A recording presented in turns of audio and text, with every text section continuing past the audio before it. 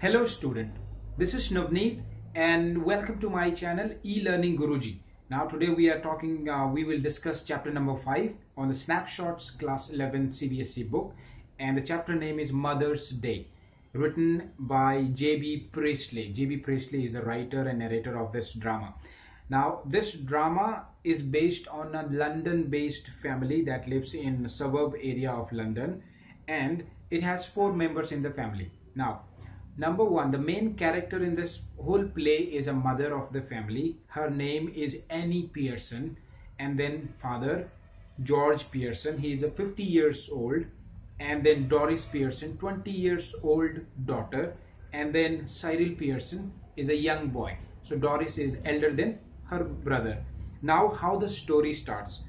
Now इसमें जो है मैं आपको बता देता हूँ, जो ये मिसेस एनी पियर्सन है, Annie Pearson, normally how it happens in our family and every family is, mother of the family is the responsible person on the planet. She takes care of her family, she delivers food, she does every work the family requires. तो इसी तरीके से जो है, जो any Pearson है वो भी अपनी फैमिली की जो है हेल्प करती है, और उसके जो है इतना हेल्पफुल नेचर की वजह से बाकी के जो फैमिली मेंबर्स है, they have been very irresponsible. They don't help her in cooking, they don't help her in her household work. तो वो कुछ भी जो है उसको नौकर समझ के रखा हुआ, एक स्लेव समझ के रखा हुआ उन्होंने. तो ये जब सिचुएशन चल रही होती है तो एक दिन क्या होता है कि Mrs Fitzgerald, another character in this drama, वो नोटिस करती है और मिसेस पियर्सन से मिलने आती है. Mrs Pearson, Annie Pearson, Mrs Fitzgerald दोनों मिलके बात करते हैं. और Mrs Fitzgerald is a very dominated female, very strong female, and who lives her life by her own. वो अपनी लाइफ अपने हिसाब से जी रही है, and she is a woman that knows how to play black magic, how to दूसरों को कैसे जो है ब्लैक मैजिक से अपने बस में करना है, उनके कैरेक्टर्स को कैसे चेंज करना है, उनके कार्ड्स को कैसे पढ़ना है, उनके साइन के बारे में कैसे बताना है, उस तरह की वुमन है. तो वो आती है, काफी अच्छी वुमन भी है, इसमें प्ले में बताया है. वो आती है और मिसेस पियर्सन से बात करती है और बोलती है कि तुम्हारी फैमिली ने तुमको जो है एकदम नौकर के जैसा समझा हुआ. You should be the boss in the family, but you are not. They treat you like a slave, they treat you like a laborer, they treat you like a servant in the family. जो भी आता है, तुम्हारे बच्चे छोटे बड़े सब लोग तुमको बोलते हैं कि ये लेके आओ मेरे लिए, कपड़े धो, मुझे आयरन कर दो, मुझे खाना दो, मुझे सफर दो. ठीक है, इस तरह से. तो काफी हीटेड डिस्कशन होता है इनका, काफी चीजें डिस्कस करते हैं एक दूसरे से. फिर फाइनली जो है मिसेस फिट्जरैल्ड उसको कन्विंस करती है, मिसेस एनी पियर्सन को, कि तुम मेरे अंदर आ जाओ, मैं तुम्हारे अंदर आ जाती हूँ, and then I will teach you how to treat these people, how to make them respect you. उनको कैसे तुम्हारी रिस्पेक्ट सिखानी मैं बताती हूँ.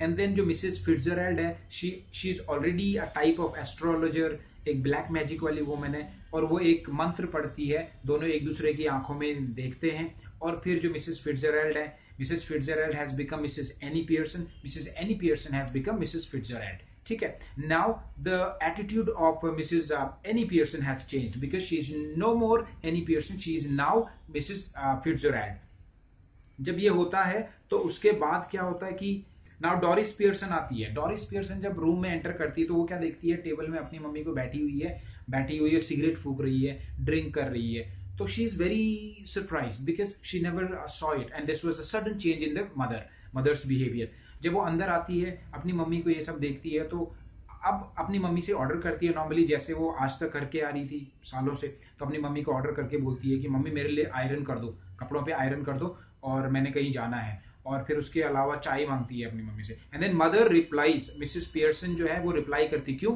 Because she is no more Mrs Pearson, she is a Mrs Fitzgerald, and she wanted to teach them a lesson that I am the boss.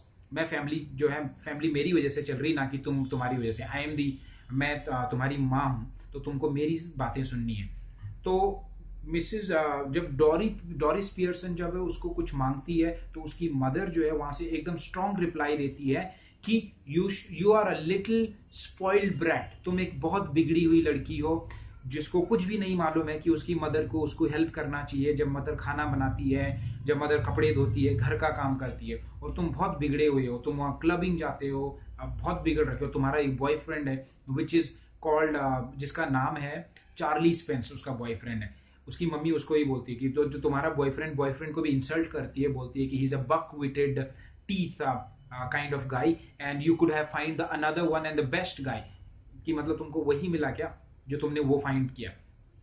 तो इस तरह से काफी ह्यूमिलिएट करती है अपनी बेटी को और बोलती है कि तुमको मेरी हेल्प करनी चाहिए। तो जब डोरिस इतना ह्यूमिलिएट होती है देन शी स्टार्टेड क्राइंग, थोड़ा सा सिस्कियां लेती है, because she has never seen her mother's behaviour like this.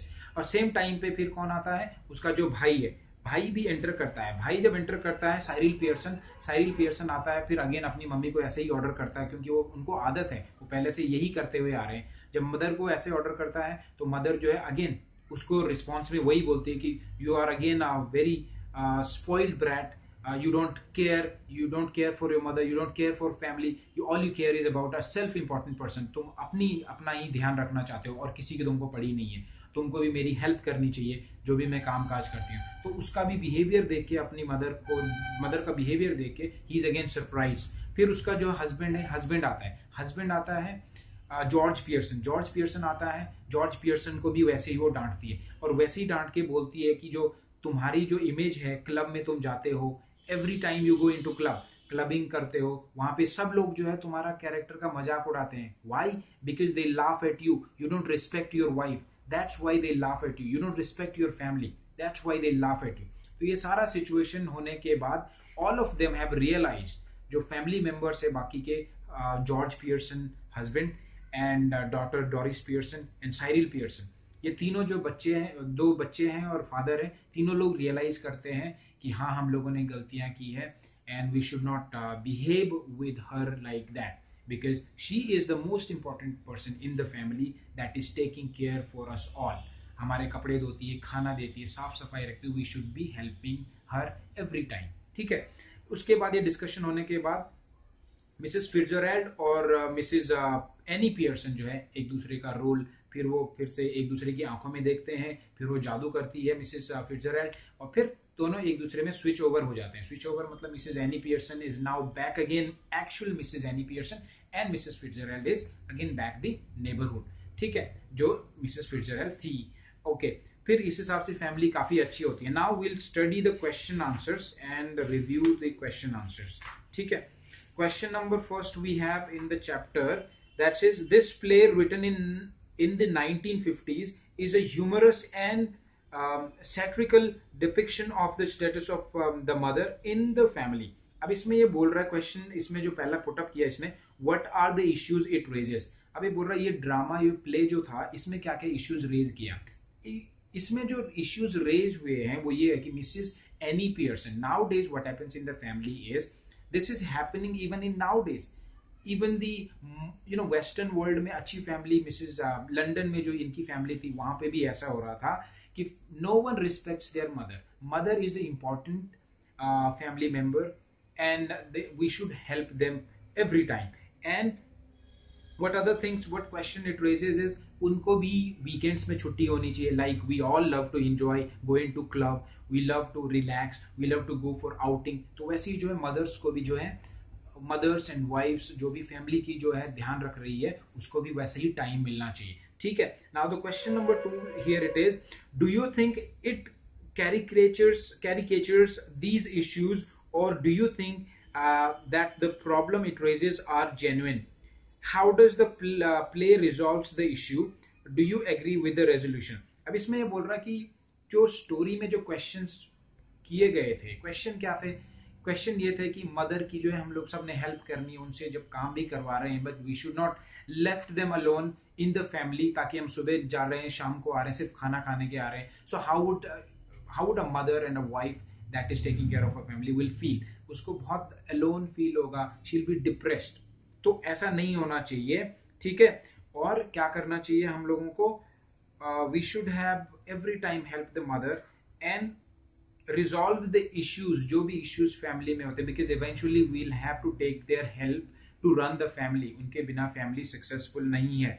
Now question number 2 we have, if you were to write about these issues today, what are some of the incidents, examples and problems that you would think of as relevant, sorry, इसमें ये बोल रहा है कि जो आज के ज़माने में अगर हम लोग एक स्टोरी लिखते हैं, आप लोग सी नॉर्मली इसका आंसर ये है कि when you write a story on this Mother's Day character और Mother's Day drama, so mother is almost, there has not been much changed since the play was written, उतने पुराने टाइम से अभी तक mother still is doing their job. How she is doing? She is feeding the family.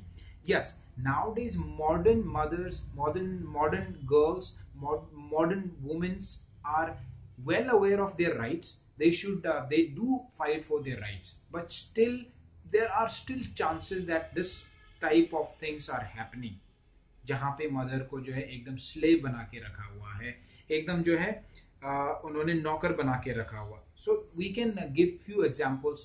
If we have seen in our neighborhood anybody is behaving with the mother like that.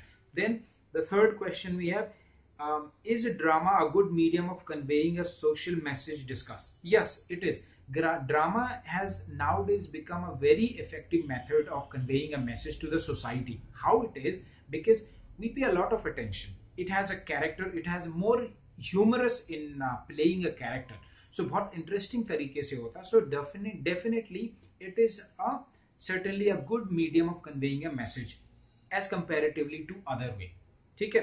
And then fourth one, we read the play out the parts, enact the play on a suitable occasion. तो इसमें ये बोल रहा है कि आप जो है रीड कीजिए और जहां जहां पे suitable occasion, आपकी मदर कैसे बिहेव कर रही है, आप उसको किस हिसाब से ट्रीट करते हैं, वो भी आप आपने करना है. And the last one, discuss in group plays or films with a strong message of social reform that you have watched.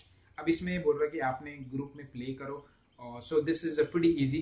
वो आपने मूवी में देखा है, कहीं से स्टोरी आपको मैच हो रही है, you can play it by your own. So that's all on the chapter. I have discussed most important and everything in it. So you don't have to actually worried about this chapter. All you have to do is just listen it once or twice and you'll be good to with this question answers and the whole chapter summary. ठीक है. So that's all. Please do subscribe and share with other colleagues of yours and friends of yours and students, so that they can be part of this learning system. Okay. Thank you and have a great day.